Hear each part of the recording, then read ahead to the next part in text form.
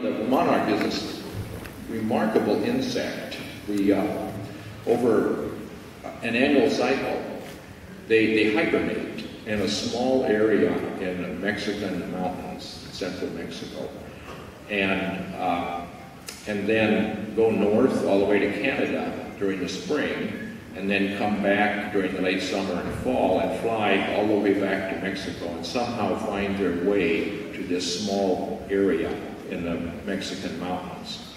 But they have to pass through Texas, and this 2 years ago, 2011, there was this very strong drought in Texas, so we wondered how many of them would make it. Well, here's a photo of some of them that did make it in one of the fir trees in Mexico. It was sent to me by a Mexican scientist who studies these butterflies. That's his son looking at the butterflies. And what he saw, however, at the top of these trees was that the trees are really stressed because of this shifting climate zones, which is making it too dry and hot where these trees have grown for millennia.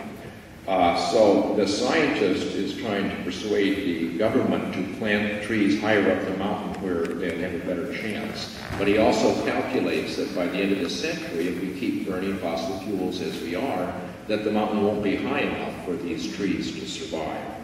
So that's an example of the danger that we could exterminate that species. And in fact, that year, there was a 30% decrease in the number that made it to Mexico.